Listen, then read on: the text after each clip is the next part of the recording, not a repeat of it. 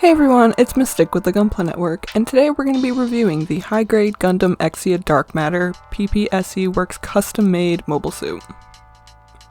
This video is brought to you by Canadian Gundam. They have flat rate shipping to the US and Canada, and an option for a private warehouse. Don't forget to use your code Gunpla Network to save 10% off your entire order. Piloted by Meijin Kawaguchi, this mobile suit is a complete workover of the Exia Amazing. I personally have never built an Exia mobile suit before, so there were a couple parts that I had a lot of questions about, but it did end up kind of working together all at the end. I'll point out all of those weird parts as we go, but for now let's get into the size comparisons. Here he is next to our SD Freedom, pretty much lining up perfectly with our high grade Freedom, and looking super tiny next to our Master Grade Freedom 2.0. Next up, let's get into articulation. His head is on a ball joint. It pretty much is free moving, except if you have the head pushed forward, it will get stuck on these side guards. Shoulder's got some decent articulation. It moves forward a bit more than any other direction. That does move this weird chest piece. There is actually a ball in there on the joint, which was something I actually had a lot of problems with.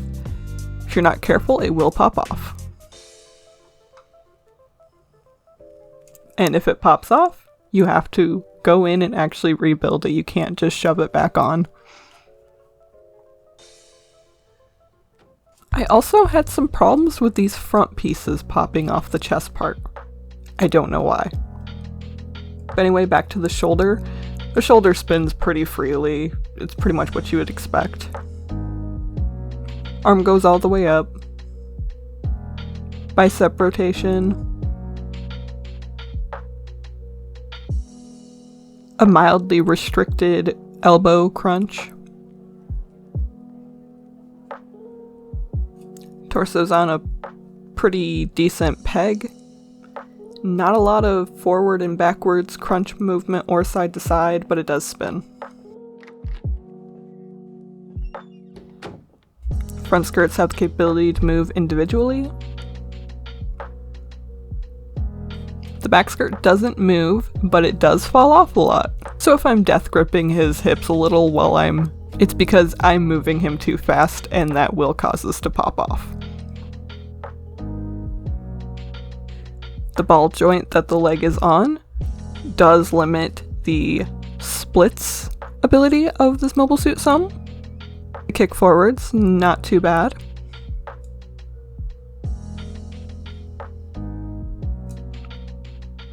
And we do get a really nice double knee joint.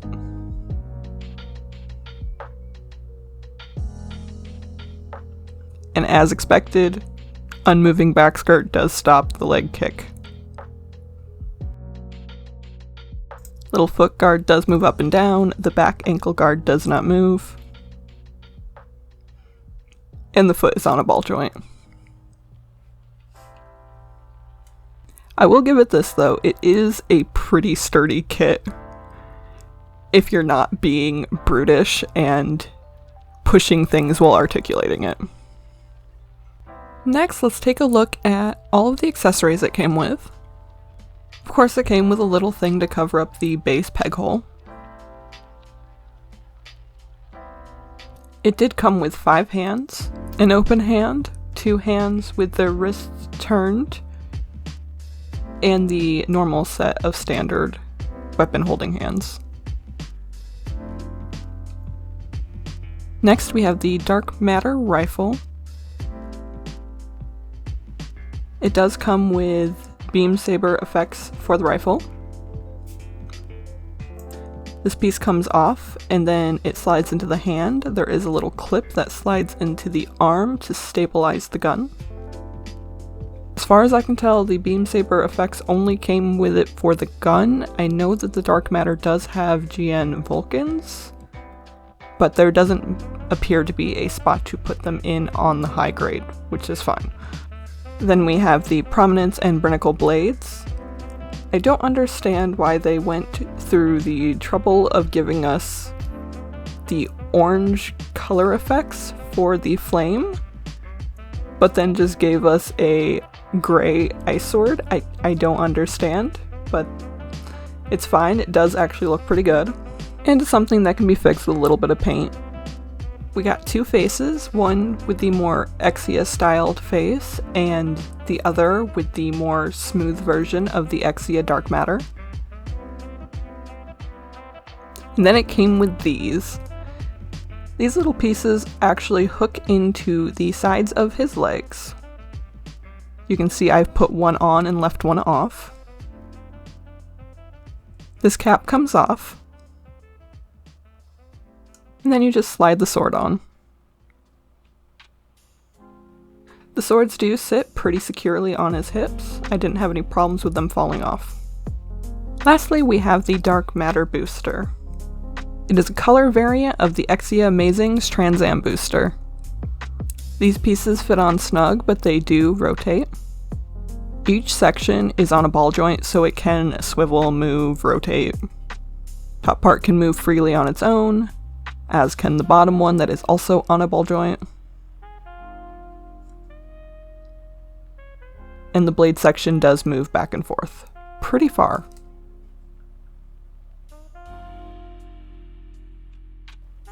I believe this little piece is basically its lens section for when it is functioning separately as its own unit, because the backpack can come off and be its own little support buddy. Then you sort it all back out and it clips right into his back. Really nicely. It doesn't seem to be super back heavy actually. And now if you take this little piece off of the bottom ball joint, you have the Dark Matter blades. You have to pull this little handle up. They do give you a notch, but it is incredibly snug in there, so you do have to go at it a couple times. And then you just pop them into his hands.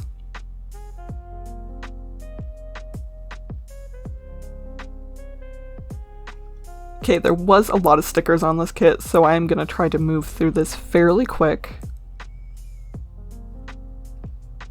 We've got this really terrible sticker on the swords. I think it looks better without the sticker. The sticker does not cover fully, and it's one of those weird cut stickers that's supposed to form to a rounded object. Not my favorite. I'll be taking these off almost immediately. We've got two sets of eye stickers. They are pretty much the same. We've got a little metallic red sticker on the front part of his V-fin. And one on the back of his head. And then there's this really weird sticker on his back skirt. It was too big for the area that it was supposed to go on. I found that really weird, but honestly it doesn't look too bad. 4 gray stickers going down the inside and the outside of his lower leg. Gray stickers that sit at the top of his front skirt that don't look too bad. This really weird yellow vent sticker. Then we have shiny reflective stickers. We got one in his chest, we've got them in his legs, they're in his arms. And then some up in the side of his head. This nice little gold sticker on the Dark Matter booster. And then we appear to have this weird 4 lens sticker that was really, really hard to put on here.